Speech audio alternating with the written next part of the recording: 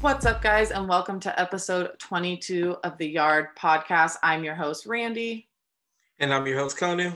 And before we get into this podcast episode, do us a quick favor, take the 30 seconds, subscribe to the podcast, leave a rating. We'd really appreciate it. Make sure to check out our website at dodgeryard.com and follow us on social media at dodgeryard on IG, Twitter, YouTube, and Facebook. And you can find my personal at Randy_Radcliffe. And you can find my personal at Michael Konu, MYKALKONU. All right, cool. That was quick. Don't need to do a long intro this week. Let's just talk about the Dodgers. Urias is on the mound tonight for the second game against the A's. The Dodgers are looking to become the first team in baseball to 40 wins. We clinched the NL West last night after clinching a playoff spot last Wednesday. So the Dodgers are in NL West for the 8th year in a row. I think it's maybe time that they do it this year. We'll see. I think they said I think it's the third longest streak. The Yankees were, I think, 9 straight divisions. The Braves were, The Braves were 14. 14. Okay, I was going to say 15, 14, 15. So we're ready to go. I know everyone's excited. Playoffs start a week from today, Wednesday. Dodgers are on, NL starts Wednesday, AL starts Tuesday. So I don't really care about the AL this early just yet. So I'm excited for next Wednesday. The Dodgers are 39-16 on the year. Since we recorded our last episode, they're 5-1. And they only have 5 more games left of the season. They have the one tonight against the A's, 1 more tomorrow, and then 3 more against the Angels at home. And then we have playoffs. So the guys will get 2 days off before playoffs, which is kind of nice, especially when you look at guys like Buehler who could use it. And getting those guys like Turner, anyone right now who has an injury, we can use that extra day. Can't complain. And since we're talking about injuries, quick injury updates on a couple guys. Got some bad news for one guy that we talked about last week. But first things first, Buehler, he is expected to start on Thursday against the A's, which we've kind of been waiting for since he had that blister. So good news there. More good news as we saw. Well, I don't know if it's good news. We'll find out today. Turner came off the IL last week from his hamstring strain, played without any issue really over the last week. However, on Tuesday night, just 2 hours before first pitch, he was scratched from the lineup. He was expected to play third for the first time since coming off the IL, but he was scratched due to left hamstring discomfort. And so we don't know if that's a bad thing yet. Usually it's not a good thing, but Turner did say after the game that he wants to play. He told Dave Roberts that. So I'm hoping it's just super, super precautionary, because I think at this point, we all know as this fan base, Turner is much needed in October. And as for Caleb Ferguson, we did talk about him last week, and we did get some unfortunate news. His season came to an end when he announced that he will be having Tommy John surgery after injuring his elbow in his last outing against San Diego. On Tuesday, he posted a picture on Instagram saying his road to recovery for the 2022 season was beginning. So because he had Tommy John, he is not expected back until 2022, unfortunately. So get well soon, Fergie. We need you. You were having yourself a good year before that happened. So get well soon, please. As for a couple other guys, last week on Wednesday, the Dodgers announced that Jock was put on the family medical emergency list. He returned to the team Tuesday night. However, there was some discussion about how long he would be with the team come playoffs. So the first round of playoffs, the Dodgers are at home. It is the only round of playoffs that will take place in LA for the Dodgers. And then they will be heading to Texas. So Roberts did say that he doesn't actually know if Jock will make it out of that first round of playoffs. He doesn't know if the team will travel, anything like that. So we don't have any information on Jock on why he wasn't with the team. Not really our business. It seems like it's on a very personal level. So all we really want at the end of the day is just hope him and his family are doing okay. And if we do hear something, we'll let you guys know. But right now, that's not really a concern of ours. We just want to make sure that they're all doing okay. Zach McKinstry, he returned to the team when Jock was put on the medical emergency list, and he actually collected his first big league hit on Sunday in Colorado. So congratulations to him. And then, of course, he was sent back down when Jock returned to the team on Tuesday. So it was short-lived, but I'm glad he got his first big league hit, because I feel like a lot of time these guys get called up and they don't get the chance. So We did see Mitch White as well get called back up, and Spores was optioned again to the alternate site. So he's currently with the team. My guess is that he will not be with the team once we see Buehler return, but who knows what's going to happen there. So we'll see. With that said, let's get into our pitcher and hitter of the week. I'm going to have you go first here with your, I don't care actually. You can do your pitcher or hitter of the week, but I'm going to have you go first. Okay, so my hitter of the week, I went with Cody Bellinger. He hit 450 over the week with a home run, 5 RBIs. He also walked 6 times. I felt like he had much better at-bats than usual. Usually he's just flailing around, but I felt like he was putting solid contact on the ball this week. Also evidenced by the 6 walks, he obviously had a better eye at the plate. So if he's getting hot, he's picking the right time to do so. Yeah, I looked at his numbers. It was clearly no one else really even came close. Like you said, he's hitting the ball really well. And I will admit, he did pretty well too, though. Yeah, he did. And I will admit, because I have no problem admitting when I'm wrong, especially when I'm wrong in cases like this. I appreciate it. I had told you last week that I thought there was no way in hell Cody Bellinger would turn it around. Granted, it's only been a week. I hope it keeps happening. I'm hoping that maybe this is the year that we've seen Bellinger has not been good in the playoffs every year. It's actually horrible to watch. It's very painful to watch him in the playoffs. So I'm hoping that maybe this is like some weird year because it's 2020. Everything else has been screwed up, that like he's not good in the regular season. Like he's been okay this last 7 to 10 days. And then maybe he'll just kill it, heat up just in time for October, which in that case, like, I don't care if he strikes out every game the rest of the season if he's going to turn it around come October. So I'm glad I'm wrong there. I just need him to keep doing it. Please don't prove me right. I don't want to be right. However, because you mentioned Bellinger, I knew you were going to go there because, like I said, there's really no other option. So I wanted to give credit to Taylor because I feel like he has been incredible all of September. Haven't really given him much recognition, and he's been one of our best hitters this month. I think he had, like, coming into last night's, was it 21 runs that he had? I don't, it's something crazy. Dude's been hitting the ball a bunch. He's on base nonstop. It seems like I thought his numbers would be a lot higher over the last week. But heading into last night, he was slashing 333, 467, and 833 with an OPS of 1300. Reason why I don't have last night's games added into this is because Baseball Reference is down and did not have last night's game inputted before we recorded this today. And I'm horrible at math. So I didn't. Right? Yeah, he did. He hit a home run. He went 1 for 4 in last night. So he did add on to that. I didn't want to do the math for the averages and the numbers because I'm horrible at math and I didn't want to give people Taylor's wrong numbers. So those were his numbers going into last night's game. And then he did have the 1 hit, which was a solo home run, his second over the last week. And he's only what really impresses me, the biggest thing, he struck out once in 19 plate appearances. And he's second on the team in strikeouts. Like, he's always struck out a lot. Taylor's always been that kind of guy. He strikes out or he gets a hit. It's kind of how it is with him, it seems.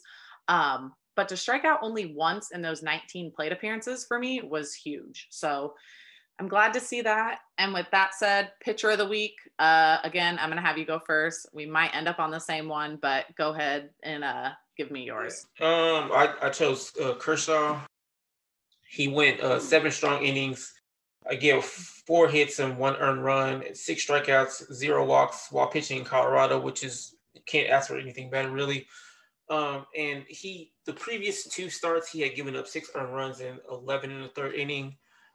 So yeah, I think it was a good bounce back start from Kershaw. Yeah, no, I agree too. I was very, very happy with that outing. He was actually my pitcher of the week for that reason as well. And kind of like you said, the biggest deal was the fact it was in Colorado. He went 7 innings, only gave up 1 run. Colorado's tricky. It doesn't matter how good of a pitcher you are. You could see Kershaw go in there and give up 7 runs in 4 innings. We saw Ryu in last season where he was killing it. He was awful in Colorado. It just doesn't matter. It just kind of depends how the ball's coming out of your hand that day and how everything's going. So I was super happy. For the most part, all starters did pretty well in Colorado, though. Yeah. Surprisingly. I was surprised because usually that's a place where like those games are a lot more stressful in the 7th, 8th, ninth inning. Like this time, I didn't have as much stress about the Rockies coming back, which I feel like usually is not the case.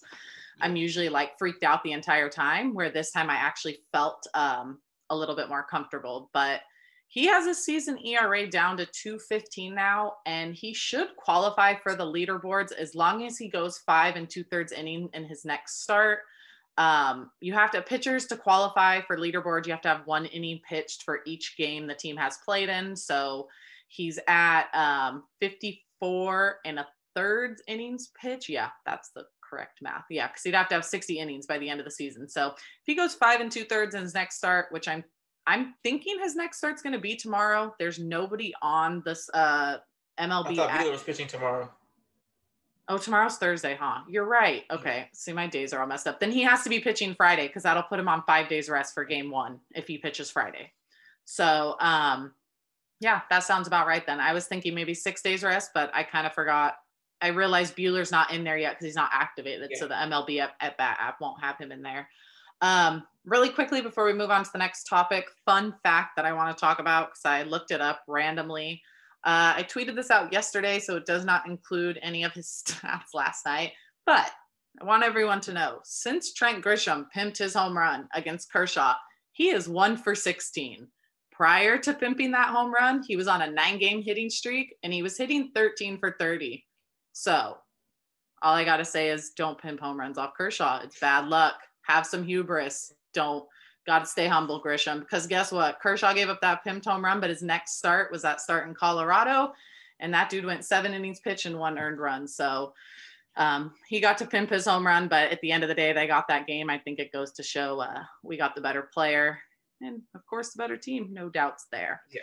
I talked a little bit about Turner earlier, and we've kind of been discussing this, and we talked about it. I think it was on Saturday, he didn't play, whatever it was. And I was like, oh, great. He's randomly not in there. He was supposed to be. So we haven't heard anything yet today, but is his hamstring a concern? Is that something we should be worried about? Or are the Dodgers really actually like being that precautionary? So I think it could be like kind of like both sides of the thing, because it could be precautionary just because he's an older player, but at the same time, hamstrings can be tricky and can seemingly be pulled at any moment. To me in Colorado, it did look like he was struggling to run a bit. So I think there might be cause for concern. And again, with JT, there's just always something wrong. Like I know Rios had a hamstring injury as well, and he's been back, but he's also 26 and JT's 35. So it could take JT a little longer to recover. But at this point, I feel like he's kind of the same level of injury prone as Pollock is. I love JT as a player and what he does for the community, but it's just no secret. He just can't shake the injuries. Yeah, I agree with you there. I think age is a big part of it. And last night, like I said, he mentioned he wants to play today. I don't necessarily take that as a good sign. I don't take it as a good sign when any player is competitive as like Turner, Buehler, or Kershaw say, like, let me play, because at the end of the day, like these guys are alpha males, they're elite athletes. They're going to go out there and play, even if they shouldn't. We see it time and time again. We saw Buehler with his blister, shouldn't have gone out and played, ended up probably keeping him on the IL longer than he needed to be. So I don't know yet how to feel. I am a little bit worried because, like you mentioned, they are tricky. I don't know if it's just me and I don't pay attention to enough other teams, but I feel like the Dodgers have some weird thing with hamstrings that has been going on forever. It was Kemp a few years ago. Puig was nonstop a couple times when he was here. You had Seager last year. Like, I don't know enough about the body except for like you should stretch and stay hydrated. I know the weather has been sucking in LA somewhat. It's been hot, humid, but like, my God, what is going on like with hamstrings in LA? Because it's a problem. Those are not injuries that just like go away. They have potential to come back. And Turner just isn't someone that we need on the IL come October. He's a necessity. Good news is this year we have the DH, so they can work with that a little bit more. I can't believe I'm actually saying good news. We have the DH, but here we are. It could work for us in a good way. Yeah. And I think I prefer it that way because I think Rios right now is better suited at third base than Turner is. I mentioned with Rios, he's the only one where I don't get nervous when he throws the ball to first base. Which is really funny to me because coming into this season, he actually wasn't someone he's always kind of defensively been a liability a little bit, not like a big deal, but kind of like a Max Muncy. Like, he's capable, but he's not quite there yet. He just needed more work. And so that was a big thing he said he worked on during quarantine before. With Barry Larkin, right? Yeah, I think so. I think that sounds right. But same thing, like he's been out there with Mookie. They posted a video, I think it was on Tuesday before yesterday's game. Maybe it was on an off day. I don't know. But there's a video of Mookie at third base with Rios, like helping him out. And we all know Mookie played second base before becoming an outfielder. So he knows the infield. He understands it. I think Mookie just understands the game no matter where he's at anyways. So we will see there. But Turner, please don't push it. We saw you come back from the IL after missing 12, 13 days, and he was just right back to hitting. So clearly you don't need the time to come back and get better. You can still hit. So heal your body. We're going to need you a week from now. We've seen how this team plays come October, and we don't know if you wanted to take the rest of the games off, I'd be okay with that. Yeah, I would too. I would not mind it. We've already clinched. We already know what's happening. And with not knowing what's going on with Jock necessarily, we need our October guy to show up because it's usually only Muncy, Jock, and Turner who show up. And Jock and Muncy have not given us much hope just yet that they're going to turn things around come October. But speaking of October, I think when it comes to the playoffs, the roster is going to stay the same for the most part. Nothing's changing. It's still a 28-man roster, still 5-man taxi squad. But I think there are maybe one or two players who are on the roster who me and you kind of have been on the same page about that we're not totally sure on whether or not he deserves a spot. So Alex Wood, should he make the postseason roster? Yes or no? No. It feels like every time he comes in, he's giving up some runs. Like in his last 4 appearances, he's given up 5 runs in his 5 innings, giving up 11 hits in those 5 innings, which obviously is not great. So it's just like when he comes in, you just assume he's going to give up runs. I know one of those games was against Colorado, but the rest of the pitching staff had done pretty well up until that point. I think that's the game they ended up losing. The offense didn't help any, but yeah, he wasn't good in his 2 innings there. How many hits did you say he's given up in 5 innings? 11. What? That's bad. I didn't know. I knew he wasn't doing great. I didn't realize it was. I thought maybe it was just 1 or 2 bad innings where he gave up 3 hits. But yeah, never mind. Anyways, my answer is the same as you. However, when it comes to his replacement, I was looking through the Dodgers 40-man roster, and I wasn't totally sure who you replace him with. However, the only one that came to my mind that is not currently with the team and is not injured, well, I don't really think we have anyone injured really outside of Buehler pitching-wise anyways, would be Scott Alexander. I know a lot of people haven't been a fan of him. However, I think I still prefer Alexander on there over Wood. Wood can give them the length, but when it's a 3-game first round series, you don't need length because they're already not going to be using 2 starters. So I'd be okay with Alexander being replacing Wood. I know you're not huge on him, but I think he's a better option and he gets the ground ball a lot. So I'd rather have a pitcher in there who's going to keep the ball down and give up hits versus a guy who's going to give up hits in the air because that you never know how that's going to turn out. So I don't know. That's my thoughts there. I don't know if you looked at the roster and had thoughts. My only thing with Alexander is his command was really, really bad when he was up. But I think I would agree. I think I would choose Alexander over Wood at this point. Yeah, he could get ground balls. Yeah, he can get the ground balls. But I don't know what'll happen. the Dodgers have a hard decision. I feel like whenever it comes to these rosters, we never find out until the day before or the day of a lot of times. So I'll be curious to see what happens there. Really, my only issue with the potential roster, kind of. We're going to talk about one other one in a little bit, but I think that's really my biggest issue. And at the end of the day, when you look at our pitching staff, that's really not even that big of a deal. So I'm glad that that's where we're at roster wise. It seems like these. I have forgot that 2 stars were going to be in the bullpen. Yeah. So it makes him kind of even less usable at that point.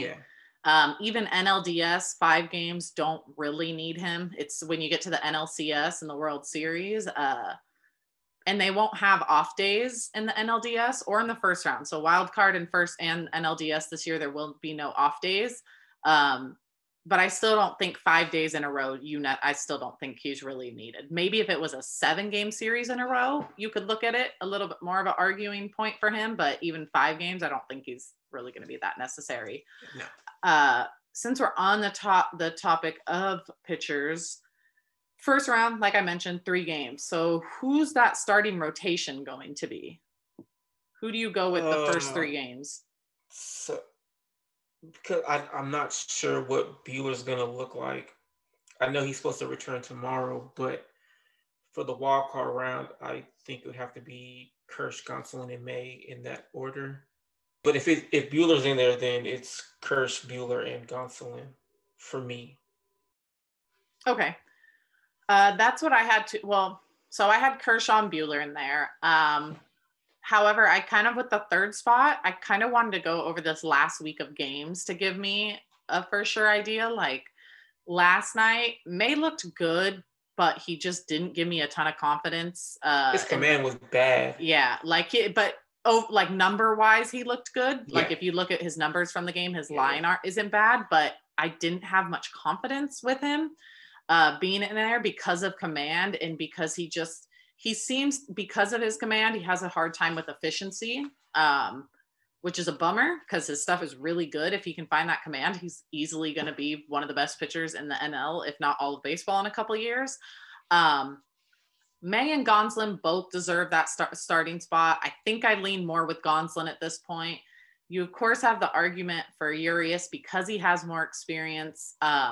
And the only thing with Urias too is he is the only one out of those 3 that hasn't come out of the bullpen all season. So do you want to throw him in the bullpen for the first time come October? Maybe. He's done it before. It's not like he has no experience. It's just this season he doesn't.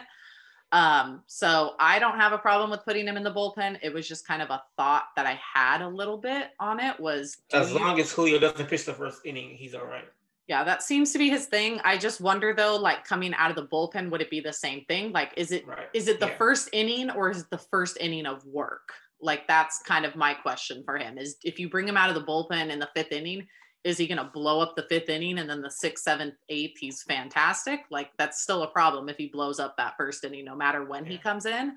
I think I'm a lot more comfortable with him blowing it in the first inning and giving us 8 innings to come back. But Gonsolin has been so good. I feel like you can't just take that spot away because Urias struggles in the first inning and you don't want to put him in the bullpen. So they have a lot of questions when it comes to that. And in a good way, it's definitely not a bad thing. My only other kind of idea that I just came to right now is, so if Buehler pitches tomorrow, there's no chance he gets in another game before playoffs. I was going to say, depending on his blister, do you just not even throw him the first round and just leave him out and let that blister heal up even more? I know it's kind of a crazy idea because he's Buehler and he's our best October pitcher. At least he has been over these last 2 years. But the way he's gone this year and with that blister, do you throw him in against the 8 seed or do you give it to someone else and say Buehler heal because we will need you when it comes to 5 games and we can kind of work around you this first round? Like, he isn't a necessity the first round, if we're being honest. He just isn't, especially when you look at the teams we're playing. I don't think it's going to come down to we better have good pitchers. I think when it comes to the wild card series, it's going to be the Dodgers just can't beat themselves. So I don't know. I think it's it's a little bit of a risk, but the Dodgers should be able to handle whether it be the Giants, the Brewers, or the Phillies. They should be able to handle it without Buehler. So I don't think he's entirely necessary for that round. But so yeah, I think I would consider leaving him off till later rounds. For me, it just depends on how his blister looks tomorrow. If he can go out, throw 5 innings, and it doesn't look like it did his last start, they might be fine. But as good as this team is, I am sticking by the fact that I don't care if it's Buehler. I don't care if it's Kershaw. I don't even care if it's Mookie Betts at this point. Not this early. Maybe come the NLCS or World Series, I'll have a different opinion. But in this first round, if we can't win just because we don't have Buehler, we don't deserve to win, because there's absolutely no reason that this team should not be able to win just because Buehler isn't in there. They've been fantastic without him the last whatever it's been, and they're playing better teams than they will whoever they face in that first round. So I don't know. He's just not a necessity like he usually is. I was telling you this earlier. It's crazy how good they've been despite all the bad play from like Muncy and Bellinger and not having Buehler all year. It's wild how they're about to have 40 wins this season. I know. And not playing up to their potential.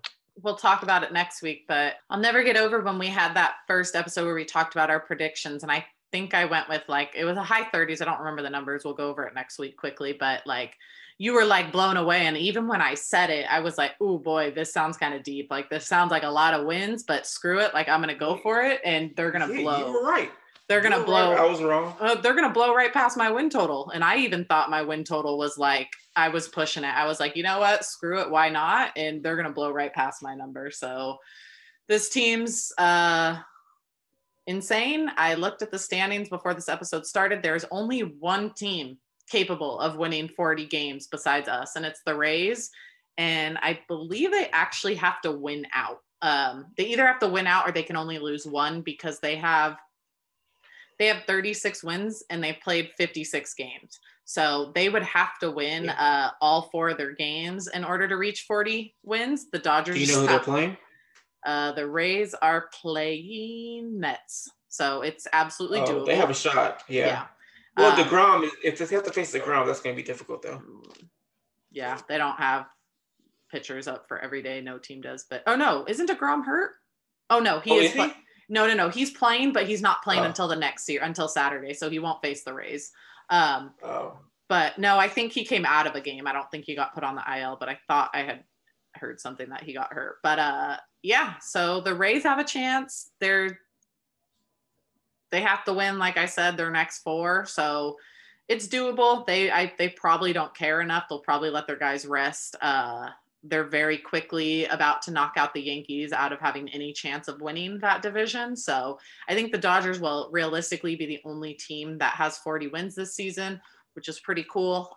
We've got 106, 104, but I don't think we were ever the only team with 100 wins in the playoffs. So it'll be cool to be the only team with 40 wins. Hopefully, we'll see. But as I mentioned earlier, we talked about Jock a little bit and his struggles and everything going on. And understandably so, he's dealing with a lot. I don't expect his head to be in the game. It would be asking a lot for him to be like, hey, we need you to be 100% in. It makes sense what he's going through. However, there is, of course, Jocktober. So with that said, if there's a right-hander on the mound, do you give Jock that chance in the outfield and you sit Pollock, or do you keep Pollock in there no matter what over Jock? And of course, Jock can go into the DH. We can talk about who could replace him there, but let's start with the outfield. Should Pollock be starting every single game this come playoffs, no matter righty or lefty? Do you have Pollock in there every single game? I do, yeah. I know Jock has a lot going on, but in the month of September, he has 3 hits and 28 at bats. With a home run and 1 RBI, it's not good. Pollock, on the other hand, he's had a really good season, and I thought he would thrive in this short season because there's less chance for him to get hurt. And when he plays I know people still hit the contract, but he's still like a decent player. Anyway, in September, he's hitting 294 with 7 home runs. He did have a hamstring tweak, but he was fine the next day. So he's been really good all year, and I would have to throw him in there. And as far as if he's out there in left field, who's going to be DH? If Turner's healthy, it's obviously Turner. Because again, I would have Rios at third, so I don't know how I can't play Jock at this moment. I can't.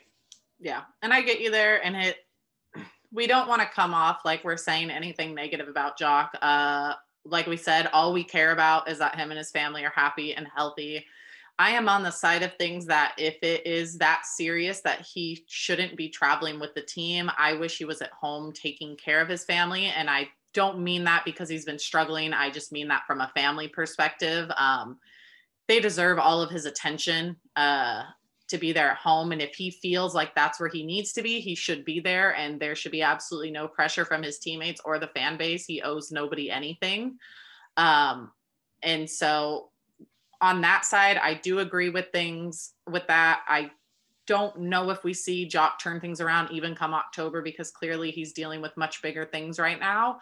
And so unless I saw him come out every single game the rest of the season and just hit a home run and look like we expect him to, then I just can't start him over Pollock the way Pollock is hitting. And like you said, if he were to be in the DH spot, let's pretend they don't want Rios at third base. If Turner's at third base, then I would still rather give that DH spot to Rios.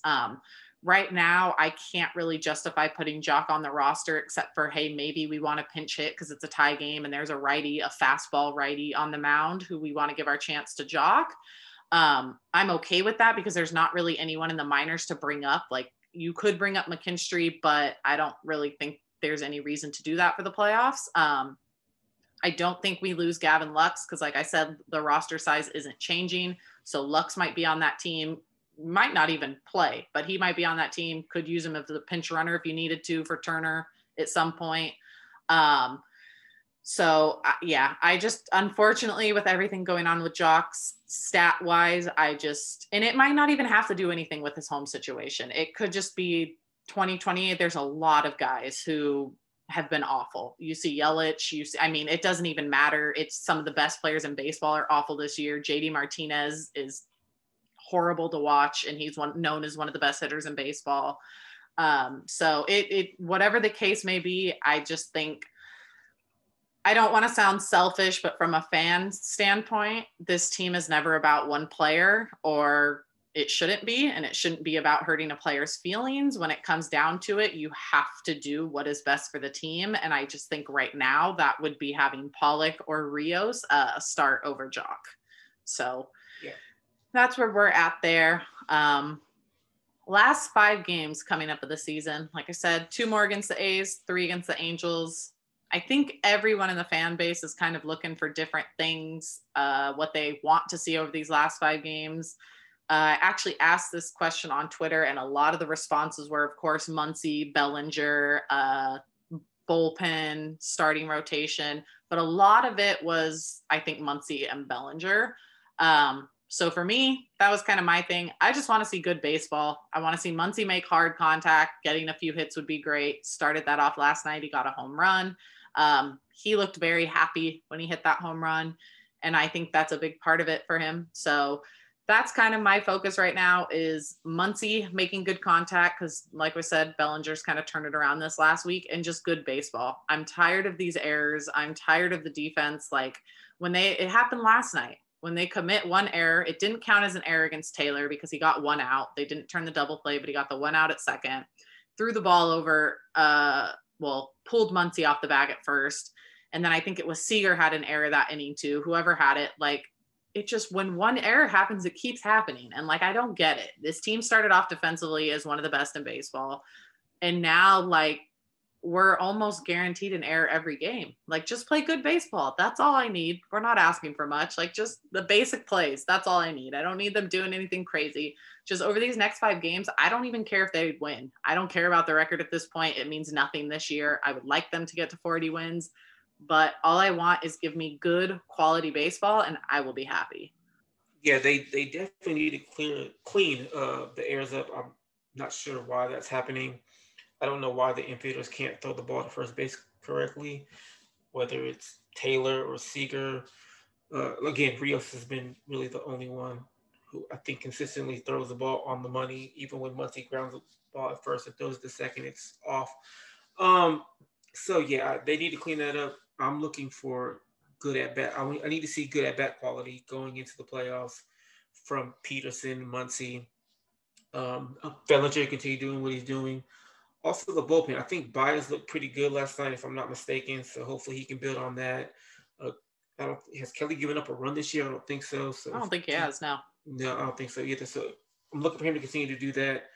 Um, Looking for trying to bounce back a little bit, and obviously trying to figure out what's going on with Jansen, because they're all going to need to come up big if the Dodgers want to win this World Series. Speaking of Jansen, can some of you guys stop being dicks? Like, that's all I'm asking for. I went onto his Instagram last night, today, whatever, because he posted a picture. He has turned off his comments on Instagram. Like, what the hell? Like, clearly it's getting to the dude. Like, talk your shit on Twitter all you want, but can you guys just please stop adding players? Like, don't at the player. Don't go to their comment section to make them feel like shit. Like, go on Twitter and bitch all you want. You can type out their name, but you don't need to put their handle in there to make them feel more like shit. Like, at the end of the day, I promise you, nobody out there cares more about those blown saves than Jansen. There's no fan that's going to care more than he will. It's just not possible. He's the one who it looks bad on, not us.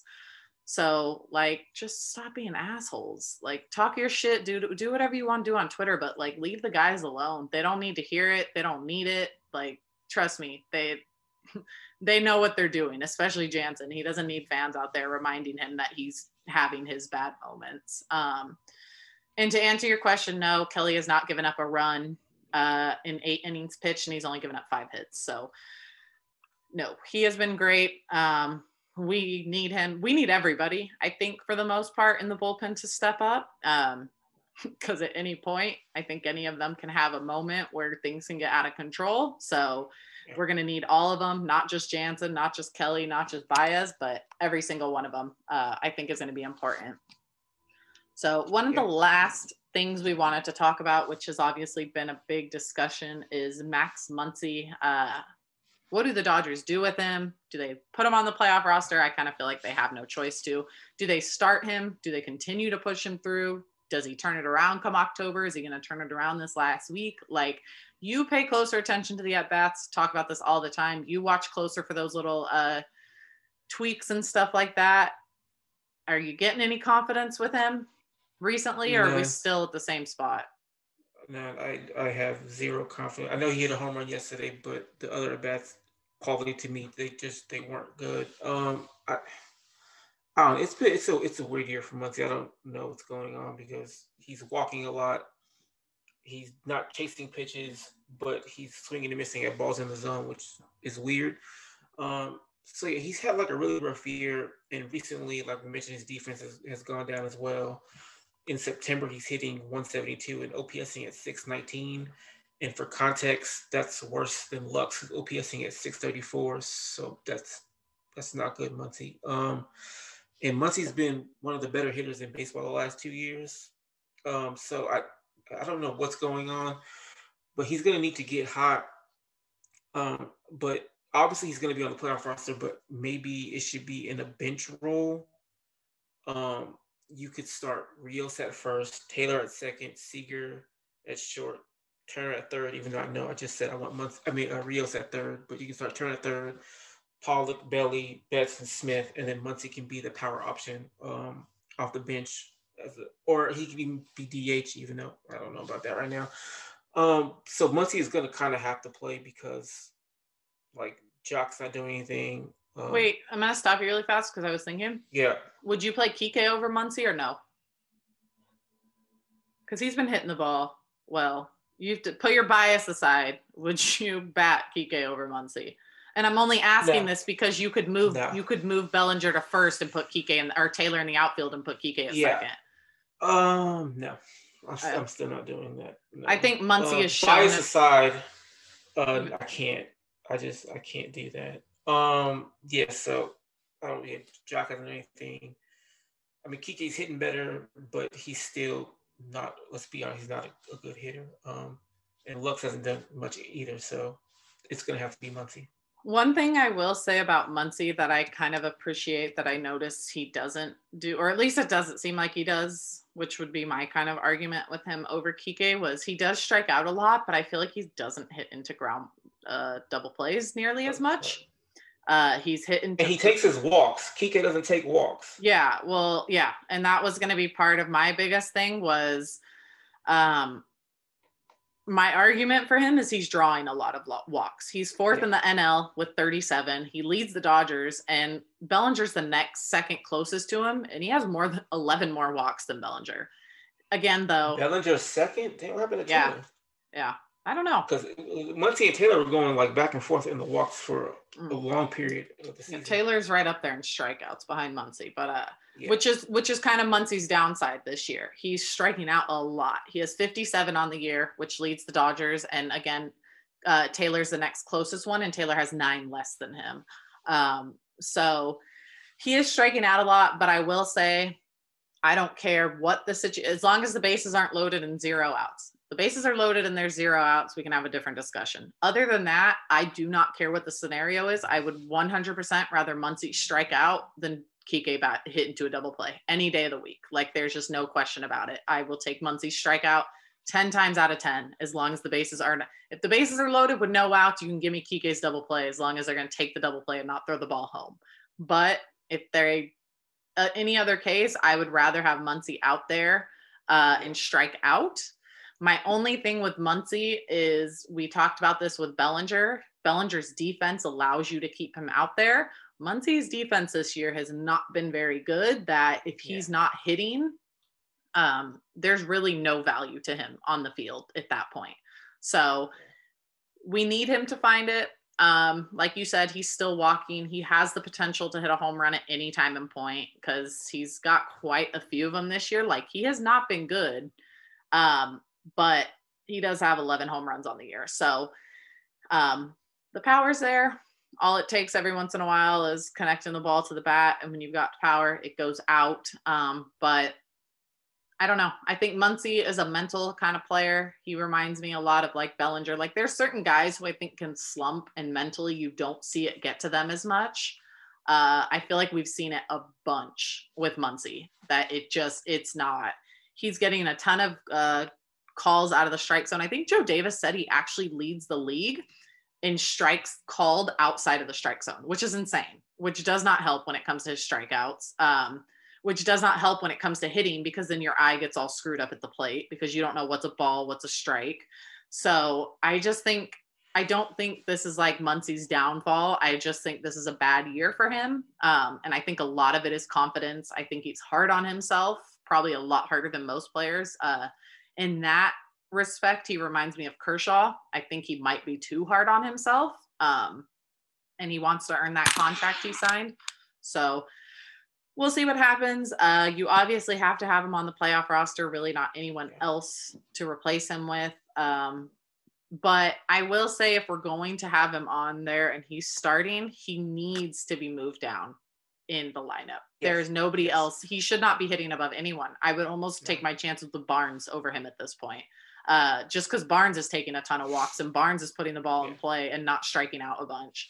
But I would still probably bat Barnes 9th if we're being honest. But I'm fine. Put Muncy at 8th. I'm cool with that. Or even 7th if you don't want your 2 lowest hitters at the bottom. That's fine. Put him at 7th or 6th. I don't care. But stop batting him in the top 4. That's where my problem lies, is when you have freaking Cody Bellinger, who's heating up. You have Mookie Betts, Corey Seager, and Justin Turner. There's absolutely no reason for Muncy to be hitting in the top 4 the way he's swinging the bat right now, especially with Taylor in there too. Like, there's just no reason right now. Those and Smith. The interesting thing is they moved Bellinger down to 6 because he was struggling. Muncy hasn't really gotten on, but he continued to stay at 3 or 4, and Bellinger stayed at 6 for a while. And Bellinger did move up last night, but I think that's because Turner didn't play. But there were some games in Colorado where it was Turner Muncy and not Turner Bellinger, and I wasn't understanding it. Muncy needs to be Betts, Seager, Turner, Bellinger, Pollock. Yeah, Pollock too. Taylor, Muncy. Is how I think I would do it. Yeah, or you can even put Smith before Muncy too. But again, I keep forgetting Smith, Rios. Yeah, I don't know. Yeah, I'm batting at the highest. I would probably put Muncy 6th, and that might be pushing it. 7th is probably more so where I'd put him. I don't need him in the 8th. I'm not necessarily the biggest fan of having your two, I don't want to say worst hitters because but that's kind of what the case is. Your two worst hitters at 8 and 9, especially when Mookie Betts is your leadoff guy. Like, I want to give Mookie a chance with guys in scoring position. On base, yeah. Yeah, so I'm fine with even putting him at 7th and then getting someone in there at the 8th spot, whether it's, if that's where you want to put Smith, if that's where you want to put Taylor, doesn't matter to me. You could do what some of these weird teams do when you could put Taylor in the 9th spot. So that way he's hitting right before Mookie. Yeah. So especially with the DH, there's so many things they can do. Maybe putting Muncy at DH and getting him off defense would do him some good too. Who knows? It is a little weird to me, which I'm okay with because the team has been so good. I don't have a problem with it, but it is a little weird to me that they have given Muncy as much of a leash as they have. Like, they didn't give that to Bellinger. They pushed Bellinger down. Muncy's played the most games on the team. Nobody has more games than Muncy on the Dodgers. So they're not giving up. That's one thing you can say. You could say about Roberts, and I know a lot of people don't like it, and I can understand why it sometimes, but he does not give up on their players. So on his players. So we'll see. It could be a bit frustrating. And earlier in the year, I was advocating for Muncy to sit down, but at this point, with only 5 games left, he needs to be in the lineup so he can attempt to figure it out. Hopefully, yeah. At this point, if you're sitting him at this point, then just don't even put him on the playoff roster. Like, if he's sitting with 5 games left of the season, when not one of those games matters. Because like I said, home field advantage doesn't exist. They've already clinched the best record in the NL. So their record for the rest of the season is 100% irrelevant. So I'd even be okay with keeping Muncy up there a little bit higher just to get him more at bats, to let him see the ball more. Mm-hmm. I still want Bellinger up there because I don't want him losing his at bats. But I think I'd be okay with putting Muncy in the 5 spot, like the 7th and 8th. I'd be like, that can save for playoffs, but he needs those at bats. I still don't want to take away the first 3. I don't want to take away at bats from Mookie, Seager, or Turner or Bellinger. So I would the first 2. Yeah, I would definitely put Muncy in there just to get him the at-bats because he needs it. And maybe give him a DH day. Let him get off his feet, because if he makes an error on defense, we all know that's just going to fall over into the offense. So maybe putting him at DH. Let Rios play a couple games at first or third, and let Muncy just focus on hitting for a couple games. So that works. Yeah, that's kind of really all we had this week, because a lot hasn't happened besides the Dodgers clinching. We kind of all felt like this was coming. We are going to do our playoff episode next week. However, really quickly, we want to do our prediction. Well, we already did our predictions for the rest of the season, so just going to go over kind of what did happen. As you guys know, went 5-1. We did beat the Padres Wednesday night. I thought we would beat Colorado 3 out of 4, which we did. Sweep would have been nice, but again, I will never complain taking 3 out of 4 on Colorado. I still think we'll take 2 from the A's, so we already did 1, and then I thought we'd take 2 from the Angels, so we'll see if I get these right. Although I wouldn't mind a nice 5-game sweep. Well, not sweep, but you had them at 8-3, right? For the rest of the year? Yeah, okay. Yeah, I had them at 7-4, and it looks like they're going to blow right past the 7 wins. So yeah, because it looks like they're not abbreviating any starts. Robert said Gonsolin and May will both have their full-length starts. So May I think could get in there. No more bullpen games. Yeah, I don't know. I don't think so. Well, no, because Buehler will be back, so there will be no need for a bullpen game unless they do it. Unless they do it Sunday to maybe get some guys some work in from the bullpen that they need. But other than that, I think May could pitch against Sunday. And if he does pitch against Sunday, that kind of might. I think whoever pitches Sunday, if it's Gonsolin, Urias, can't be Thursday, Friday, Saturday, can't be Urias, which means it can't be Gonsolin because okay. So if May pitches Sunday, I think it might be a little bit telling that he will not be a starter in the first round of playoffs if he were to come out pitch Sunday. If he doesn't, then I think the rotation will still be up in the air. But yeah, we'll see how it goes. The rotation is going to be interesting to see what they do. Yeah, because they have so many options with that third and final spot. So I don't know how you decide who to put. I don't know if it's you don't want to take May off his schedule because he's probably one of the more important ones that you need to work with, because Urias is kind of finding his groove a little bit. His command is still off, but once he gets out of that first inning, I feel like he's done better recently than he had in starts past. Like he's just being more efficient. It seems like it's kind of just starting to stay in the first inning versus trickling into a couple other innings. Yeah. So May might be, and even Gonsolin, he's been fantastic the entire year. Last couple starts, we've seen things kind of get away from him a little bit. I still have no problem with those starts. I'd be fine with those numbers come playoffs, but maybe they want to get him in. And so I just said they couldn't because of math. See, this is why this whole 2020 season has me so screwed up, because I'm so used on the MLB app. They usually have like a full week in advance of who the pitchers are. And like, we're lucky if we get 2 or 3 games in a row this year. And my days are all screwed up, so I can never remember who pitched when. So we'll see. We don't know yet. But you said Julio pitches today, right? Yeah. Buehler tomorrow. So I think that puts Kershaw on Friday.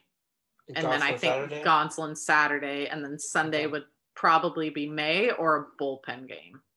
Okay. So I think it'll just depend on what they feel like they need to work on. So you might want May out there anyways, because he did take that ball off the foot. And I think his only other games since then was when he came in from the bullpen against San Diego. So you might want to get him back out there. I'm not worried about Gonsolin. He did well the first few innings in that game too, though. Before he did well. That game. He pitched I think it was like 4 innings before he gave up a run. 3 or 4 innings. It was like that last inning that kind of got to him, but he got out of it. He yelled "fuck yeah" like 3 times on national television when he struck out Grisham. So that was a good time. I enjoyed that a lot. But he'll be fun to watch come October, because that dude has a fire in him that I think really only closely matches along with Buehler. Like Kershaw has a fire too, but it's a different fire. Like Buehler and May remind me a lot more of each other when they come off the mound, because there's just fuck is flying all over the place, and it's so intense and it's anger, whereas Kershaw's like more of happy with himself, and then you have Buehler and May who are just pissed off all the time whenever they pitch. So but I like it. We have a couple. I want to ask you a question real fast. Go ahead. Do you have I guess we're going to talk about playoffs next week, so I should probably save it for then, huh? Never mind. Okay. Well, if it's relevant now, you can ask it. If not, there's a couple things. We can wait next week. We'll go deeper next week, but just so fans know really quickly, couple things you need to know for the first round. Starts on Wednesday, September 30th. It is an extra round this year because there are 18 teams. No, 16 teams. 16 teams. There's 16 teams this year. There's no bye round for the best team, so there's not really a real advantage for the Dodgers this year. They get home field advantage for that first 3 games. Like I said, there's no off days, so they will be playing Wednesday, Thursday, Friday. It will be on ESPN and TBS. DH will still be a thing for the NL. That will not change. They will have the DH all the way through the playoffs. And the extra inning rule, thank God, will not take place. So that will not be a thing come October. Don't have to worry about that. And the Dodgers will face the number 8 seed, which you said was right now the Brewers, Phillies, and Brewers, and Giants. Phillies. Yeah, they're all tied with 27 wins. Phillies are a game back. Okay, so yeah. So then there's that. But Yeah, so next week we should know who we're playing. Yeah, other than that, we'll know. I hope it's not the Giants. I don't think any Dodger fan wants to see the Giants. They play as if their life depends on it every time we play them. I think they can beat them, but it's not fun to watch. The Giants are boring. Yeah, I think we would beat them, but I also think losing to them would be awful because their fan base would never let us live it down. So I just don't want to deal with that anyways. But we'll see. I don't want to lose to the Padres or the Giants in the playoffs. Would not be ideal. So we'll see what happens there. So if they both make it, it's the Dodgers Padres second round no matter what. Yeah, if they both win the first round. They're both that's how it's set. Now, who are the Padres supposed to play? The Cardinals, right? Let me see. I have it on my phone. The bleh. Yeah, right now it's the Cardinals. If playoffs were to end today, it would be Dodgers versus Milwaukee and Cardinals versus Padres in Arlington. Of course, you're Houston. You have different ones, but that won't even matter to the NLCS. So, yeah. Okay. So we'll see. But that's it for this week. As always, we appreciate you guys listening. Please make sure to subscribe and leave a rating and review. Give us a follow on social media at Dodger Yard, and you can find my personal again at Randy_Radcliffe. And you can find mine at Michael Konu, MYKALKONU. And we appreciate you guys listening and hope you have a good rest of your day, night, afternoon, whatever it is you listen to this. Hopefully Urias goes out there, gets us a win, and enjoy the next 5 games because we all know how that stress is going to hit. Wait, real quick, who's pitching for does it say he's pitching for the A's? Is it Manaea? Yeah, it is. It's Manaea. Okay. Tomorrow's Fires. Okay. So, oh God, Fires kills us. Yeah. Yeah. Yep. Houston. Anyways, but yeah. So hope you guys enjoy, and we will catch you next week. Bye, guys. See you later, guys.